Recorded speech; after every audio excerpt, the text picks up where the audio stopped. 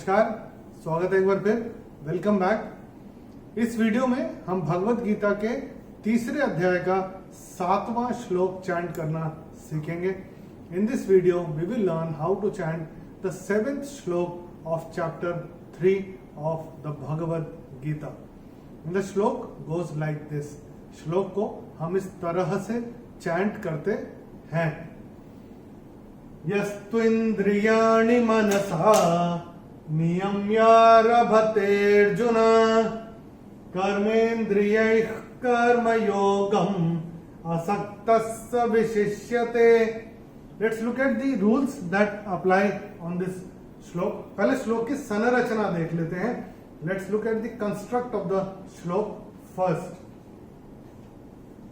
एक स और त आधे नहीं गिने जाएंगे, 2 न आधा नहीं गिना जाएगा, 3 4 5 6 7 8। ये हो गया श्लोक का पहला चरण। दूसरा चरण देख लेते हैं। वैसे तो दूसरा चरण ये होगा, लेकिन एक बार गिन लेते हैं। 1 2 म आधा नहीं गिना जाएगा, 3 4 5 6 7 8। तीसरा चरण देखते हैं। 1 2 न आधा नहीं गिना जाएगा, 3 4 5 6 7 8 9 7 8। एक बार फिर से करते हैं।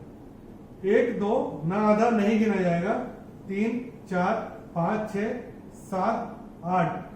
अब यहां पे एक नियम अप्लाई होगा, एक नियम लागू होगा। अगर आप देखेंगे ये एक शब्द दिखाई देता है, लेकिन अब यहाँ पे तीसरा और चौथा चरण, तीसरा छूटेगा और चौथा आरंभ होगा। तो वो कैसे होगा? ये जो म है, अगर हम देखें म को अगर मैं संधि विच्छेद करता हूं या उसका कंस्ट्रक्ट देखता हूं, तो ये होता है म प्लस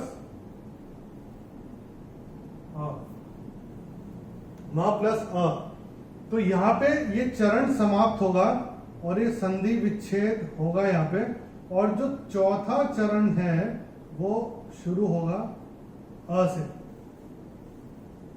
तो वो शुरू होगा अ से। तो अगर आपने नोट किया हो, जब मैं चैंट कर रहा था तब मैंने चैंट कैसे किया था? कर्मेन्द्रियैः कर्मयोगम् असक्तः स विशिष्यते। ये मैंने ऐसे करके चैंट किया था। तो ये होगा श्लोक का तीसरा चरण और ये होगा चौथा चरण। मगर एक बार गिन लेते हैं। 1 2 3 4 5 6 आधा नहीं गिना जाएगा, 7 8।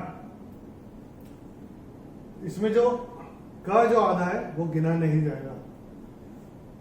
तो ये था श्लोक का कंस्ट्रक्ट। अभी देख लेते हैं श्लोक में कौन कौन से नियम लागू होते हैं, the rules that apply on this श्लोक। तो अगर आप देखेंगे पहले चरण में तो कोई नियम है नहीं, काफी स्ट्रेट है। दूसरे चरण में ये जो अवग्रह आ रहा है, इसमें जो विलुप्त है जो अ, तो इसको जब हम चैंट करेंगे तो हम कैसे करेंगे? नियम्यारभते अर्जुन। तो ते को थोड़ा सा खींच के बोलेंगे। तो ये क्या है? नियम्य आरभते अर्जुन। अगर हम इसको संधि विच्छेद करेंगे, नियम्य आरभते अर्जुन, तो ये इसका संधि विच्छेद होता है।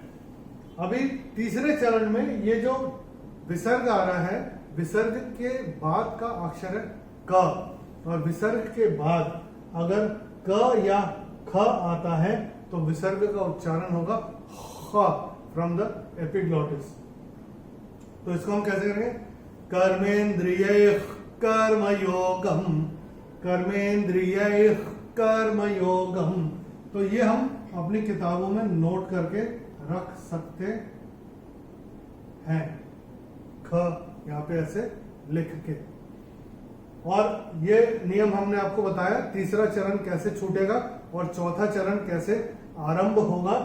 अभी चौथे चरण में ये जो विसर्ग आ रहा है वो विसर्ग के बाद का अक्षर है स, और विसर्ग के बाद अगर स आएगा तो विसर्ग का उच्चारण होगा आधा स।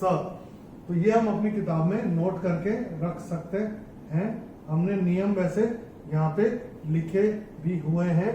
कि विसर्ग के बाद अगर श, श या स आता है तो विसर्ग का उच्चारण आधा श, श या स होता है।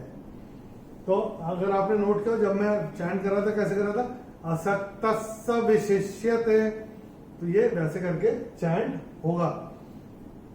आपने नोट कर लिए होंगे नियम, हम आशा करते हैं। चलिए एक बार मिलके चैंट करते हैं, मैं करूंगा, मेरे पश्चात आप करिएगा। Let's experience the bliss of the Bhagavad Gita chanting. तैयार है? चलिए शुरू करते हैं।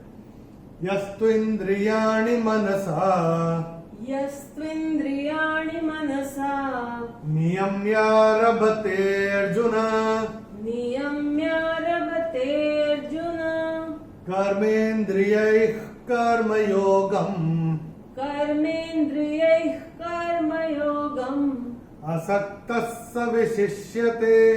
असक्तः स विशिष्यते। प्रैक्टिस करते रहिए, करते करते आएगा। और हमने जो एक फर्स्ट चैप्टर और दूसरे अध्याय का जो चैप्टर चैंटिंग डाला है, वो हमने इसीलिए डाला है कि एक एक श्लोक जब हम चैंट करते हैं, उसके बाद जब हम थोड़ा हमको लगे कि हमको पूरा अध्याय एक साथ चैंट करना है, तो पूरा अध्याय भी हम चैंट करने की अब प्रैक्टिस शुरू कर सकते हैं। श्लोक का भावार्थ हमने वीडियो के डिस्क्रिप्शन में दिया हुआ है, अंग्रेजी और हिंदी में। अगले वीडियो में हम भगवत गीता के तीसरे अध्याय का 8वां श्लोक चैंट करना सीखेंगे। We will learn how to chant the 8th shloka of chapter 3 of the Bhagavad Gita in the next video. Till then, नमस्कार, हरि ओम।